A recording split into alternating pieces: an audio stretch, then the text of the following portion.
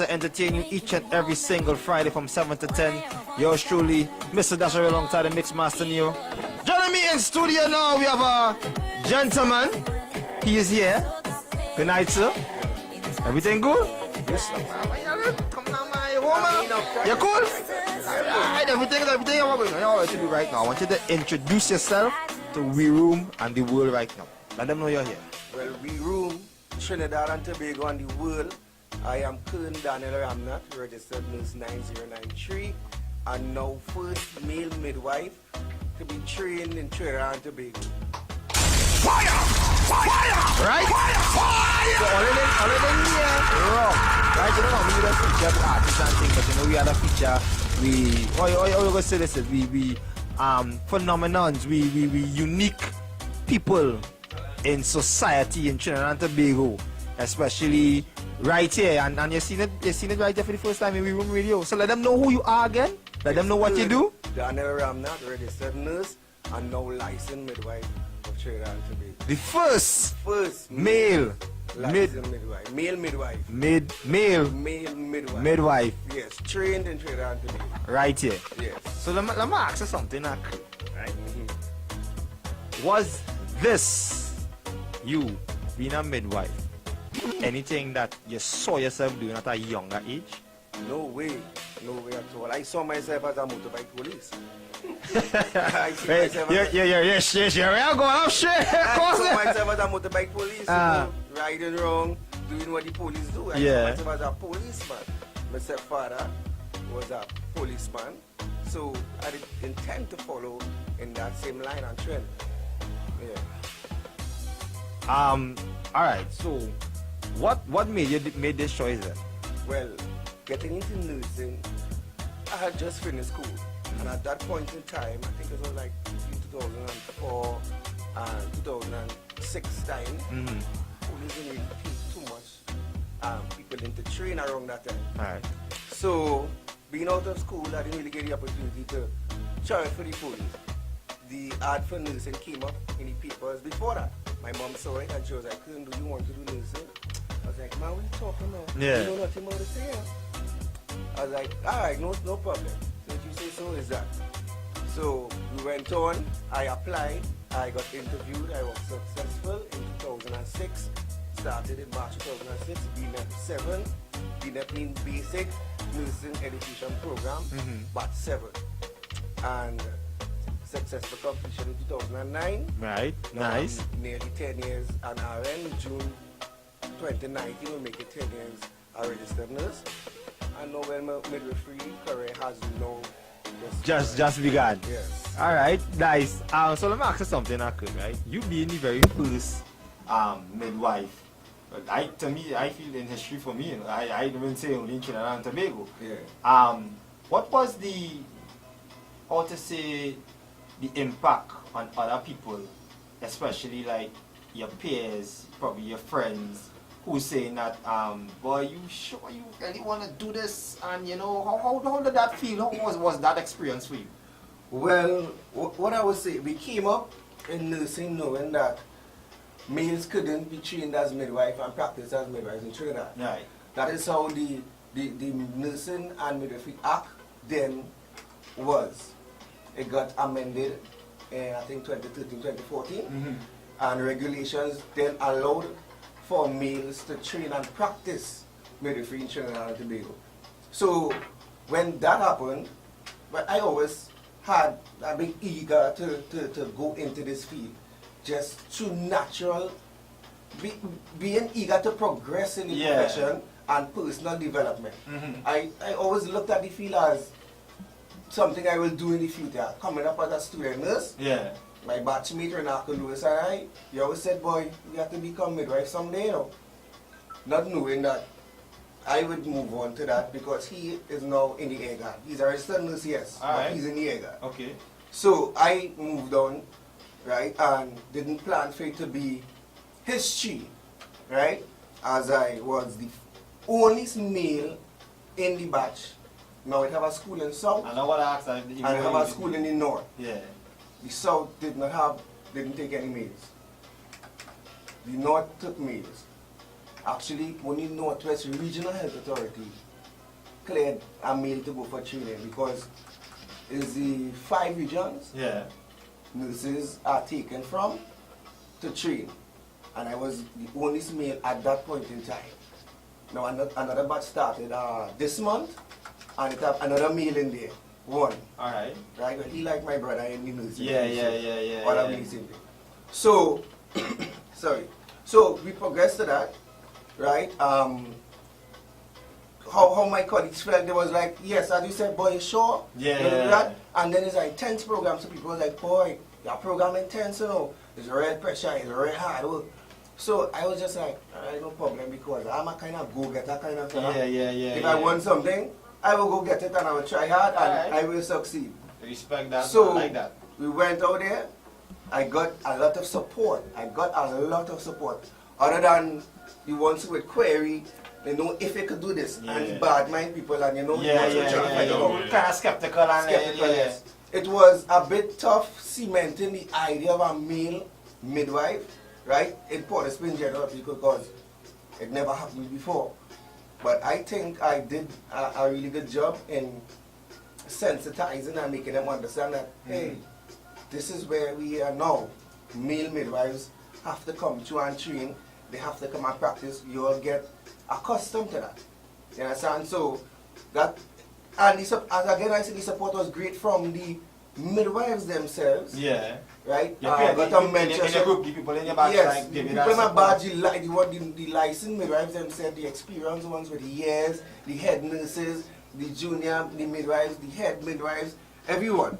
A lot of support. The doctors, a lot of support. They talk about when we had to complete the 6-day in-hospital deliveries. Yeah. And then the 3 home deliveries. So, especially the home deliveries, you have to have a good supporting midwife to go with you on these home deliveries. And a good partner, because a colleague, you have to have a partner, you can't by yourself. So a good colleague to go with you on these home deliveries and so on. So you did deliveries already? Yeah, I could show over 60. Alright. Yeah, because your objective is 60 in-hospital deliveries and 3 home deliveries before you could attempt to write the licensure exam. So you have to achieve those before you go on to write the final exam. So when people see you coming to do a delivery, how do they react towards that? The first one you're going to do, if you can remember. Honestly, when you're talking about a woman in labor, we're talking about someone that just, most of the time, they just want it out. Right? So, they don't really business, and then you have doctors are wrong. So, most of the time, they will think, I am a doctor. Okay. So, I just have to come and, introduce myself and explain who I am. And most of the time, they are okay with it. I got a couple of objections during my tenure as a studentship, but that didn't deter me. One was a Muslim lady, and you have to understand her religious beliefs and their freedom of choice, right? And we have to respect that. Right, cool. Right, but everyone else was welcoming. They didn't have a problem with it. Some was surprised, and some was glad that you have a male midwife dealing with them, because some of them those them one of this. You understand? So that is where we at. Right, and it is generally well accepted, the idea across the board. Across the board. I don't know for South, because South wouldn't have had the opportunity to have a male midwife just yet. Just yet, right? So I don't know how it will happen down there, but I know in the North, it is well accepted. It is well accepted. So you have any advice for anyone coming up, probably who heard about this? Because I think I saw the ad in paper when you showed me, and I read about it a little bit, and I was like, wow. You have any advice for anyone who coming up and probably telling themselves that, seeing that you did all this work and the criticism and all that? Anybody who wants to become, males especially, want to become probably following your footsteps and be another male midwife, you have any advice for them? Yeah, well, I want to say generally, whatever you would like to do, whatever you put your mind to do, whatever you want to achieve in life, it doesn't matter what people think about you or that decision you meet is about you and what you want. You understand? So if you want to be a midwife, why don't do it? If you want to be a nurse, because in the beginning, the idea of a nurse was female. Yeah, true. Right?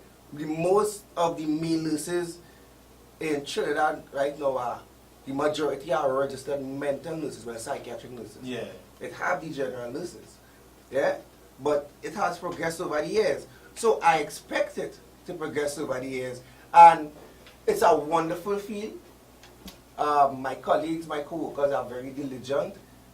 If you know what it takes to be a midwife, it is not just delivering babies between a woman left and delivering babies. Where people, a lot of people think it is about. Not hard. But it begins with pre-pregnancy planning, right? It begins at the adolescent stage in life, where you have to advise young girls on abstaining.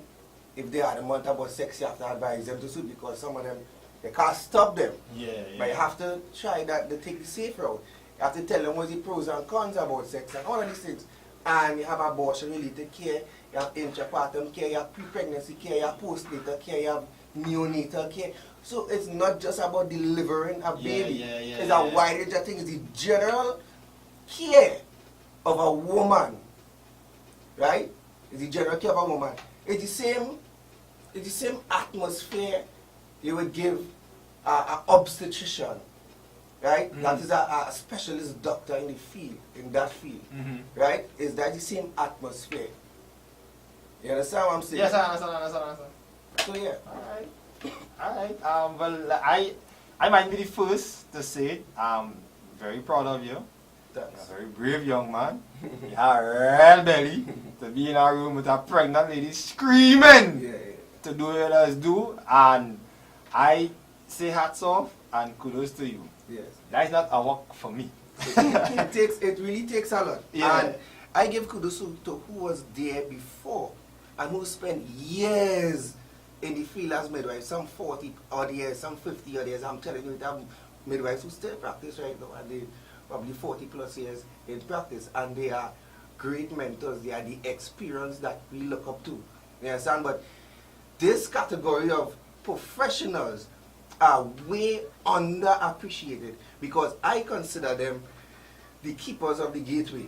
Yeah, right? Yeah, no, and you that's have exactly. to be sure, confident and knowledgeable in what you're doing when it comes to delivering a baby, because you could injure a baby easily coming out of that passage. You have to be sure what you're doing, and then you have to comfort the mother during the process. The support partner, which I will urge all men to be part of their wife, their girlfriend, whoever, pregnancy and birthing process, because it is a way to understand really what it is a woman goes through, because all they don't know, and they don't have a clue what woman go through during that birthing process. And before that, the whole 9 months is a crazy period. Imagine you are swarmed with so much hormones. The man come in the night and he unreasonable. To me at that time, he unreasonable. Because you're supposed to be that big man to understand that your wife is going through something, especially when she's on a second or third child. I mean, pregnancy affects women differently. Every pregnancy affects you differently. Yes. You understand? A woman have 3 children. Within those 3 children, it will affect her differently 3 different times? Yes. You would not get the same symptoms. The birthing process would not be the same. It could be easier. It could be harder. It could end up to C-section. It could get diabetes or hypertension in other pregnancies coming on the road. You understand? And the more pregnancies you have will lead you, predispose you to a lot of chronic problems and pregnancy problems. No, it's I have to be careful. I support what you say with the partner, husband being there to support the wife. And when I speak on behalf of me, I don't want to see that. See that? I'm sorry. Well, I'm sorry. How it is set up in the hospital? you don't have a glaring view at it, you know. If you want to view at it clean, you could put your head and watch it. You understand? But you could be behind the bed supporting that's your the wife. comfort and she and You understand? You have to comfort her, you have to rub her back, you have to coach her to push. You understand? Because that, if ineffective pushing could lead us in problems. You understand? So women need that support during labor, during pregnancy. I mean, we have our work to do, but a lot of the times we have to come and give them support. No problem. But they have times when we are short staffed. We are generally short staffed across the board. They're trying to boost the training of midwives right now. And at this time I will urge anyone, if you think you have it in you, go and train to be a midwife. and try it out. Go and try it out. No, you have nothing to lose. Once a midwife, always a midwife. Except your breakfast or your lunch. Nah, you ain't losing that. You ain't losing that at all. I mean, I had no problem with it. Maybe because I was trained in the fire hole, Port of Spain General Hospital. There's Port of Spain and Sando is the fire hole. Yeah. You understand? So I was trained there. I am a certified theatre nurse. I worked theatre for years. So I've seen all kind of body parts, all kind of things. I love A&E. I don't like research room because that is a different kettle of fish. I work A&E, so I saw a lot of things. I work at a lot of private hospitals. So I'm well experienced. Okay. And that is one of the leading things when you go forward in your profession and personal development. Being well-rounded in your field. You understand? Being that nurse where you apply for a position, but amongst these 10 people who apply with you, what makes you so different?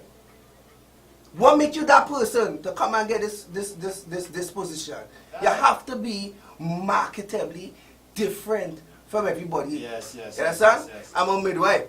They could say I'm marketably different at this time. No, that male. I'm midwifery. Like true. So And even though it progressed over the few years, it will still be a little bit, and it will raise. It will take a while to get a lot of males in midwifery. But I know it are male nurses who are desirable to do it because they understand the benefit in being a licensed midwife in this health profession in nursing itself. True. To move up. To move up. The females move up very quickly when they have midwifery in their possession. You understand? A long time you used to have midwifery in order to be a district health visitor or a district nurse. Now they change it up. You understand? But still, in order to perform delivery out there, you have to have midwifery. You have to be a licensed midwife. So you can't just come just one. They're not tire changing. you understand? So to me, a district health visitor can't be a district health visitor if she's not a licensed midwife. That's just my personal view on it. People disagree, and that's okay. You understand? We have to agree to disagree. Yes. But that's the general thing, and I'm telling you, you have to be different in your field. You have to have something that you have to be unique. How would you stand out? Yes, that's true. And that's just the thing about it. But I enjoyed the training. It opened my eyes up to the profession because I want to say clearly that midwifery is not a specialty area of nursing. Midwifery is a profession on its own. The nursing profession is governed by the International Council of Nurses. The midwifery profession is governed by the International Confederation of Midwives. I just want to get that clear because people are a little confused with that. They just think there's a specialty, like how I am a certified theatre nurse, there's a specialized area in nursing. Midwifery is not like that. And that is why I keep saying, we are underappreciated, and I could further say now, we are underpaid. Because you cannot look at me and pay me the same salary you're paying a registered No, nurse no. is a madman. No. Because I am responsible for 2 lives. Exactly. And by extension, the entire family that those 2 lives belong to. Yes, true. I need some kind of responsibility allowance. Yeah. No, you're right. You understand? You're right. So This is a crazy field. Easy, you have to be knowledgeable, you have to be confident, and you have to be competent because it's people's lives. Exactly. And they can die easily. People getting tied up with postpartum hemorrhage. That is heavy bleeding after birth. After birth, right. That's death. You understand? And the techniques you have to do, the things you have to do to try and prevent that, or to curb that, or to get the uterus to contract and stop that bleeding inside. Because I'm telling you, I could go so on. Yeah. You understand? I cannot be a mental picture. But you see, it's okay because you have to understand as man, that is where you come from. Yes. You understand? So you have to use every opportunity in life, and that is something that I'm taking forward at this time because I just have little mottos that I just go forward with. Make use of every opportunity you get in life. You don't want to have opportunity today, and when you reach in your bed, you lie down and you say, I shoulda. You shoulda. You understand? Yeah, shoulda. I've done it a lot of times, and I say, done that. Yeah, you tell yourself. Use the opportunity that you have today. So you never tell yourself, no, I should already be a police bike man and see. Well, police have its benefits, Yeah. but locally, you can't just fly out and be a police. I can fly out and be a RN. True. I can fly out and be a midwife. I could go anywhere in the world and be a nurse or a midwife. Yes, Them can't just go out and be a police. They'll go to a whole statue and stuff like that. So I did end up, and I thank my mother for that today. You understand? Because that'd be a bad police and might have shoot me already. So I from Oxford Street, I in the ghetto. I'm from by DJ Neo. Yeah. Right? Let me ask you something. Seeing that how more males probably in the near future, let me say 10 years, you probably get about 6 or 7 more male midwives. If you look at changing it, or they're going to leave it as midwives. Let me tell you what midwife mean. Let me tell you what midwife mean. Midwife mean with woman. Right? And it's not wife as we spell it W-I-F-E, W-Y-F. Right? It's from the past, those kind of back in right? So I am not eager for it to change. If in time they look for it to change, I'm not provoking that. That is provocation. Right. Understanding this field and the elders that exist in the field, they don't want to provoke the field too fast. You understand? Maybe when other males come as just said and they decide they have issue with it, they can probably raise the issue. At this time, I'm not the person to raise that issue because I don't have a problem with it because it's an international name. True. No other midwife, male midwife in the world name changed anything else, male husband, nothing. They are male midwives. That is just a male nurse. They are male midwives. That's just how it is. And that's just how it is. So ladies and gentlemen, we have him right here, our very first Trinidad and Tobago, first ever male midwife. He's done over 60 plus deliveries. Yes. And home deliveries. And home deliveries altogether. Hats off to you. I saw a video once on YouTube and I turned it off. I good. I understand what you do and I respect that to the fullest, brother. Powers to you. But me, I don't have a belly. We are a little belly chicken. Nah. Sometimes I see a pigeon in the road and go over from and my belly turning up. So me, I don't want to see that. I good. It's okay for me. So once again, ladies and gentlemen, let's see it right here. We Room Radio, not only artists and entertainers we bring in the truth, we bring in the real life. We think, we vibe, we music, we Room Radio. Brethren, thanks for passing through. It's an honor and a privilege. We Room!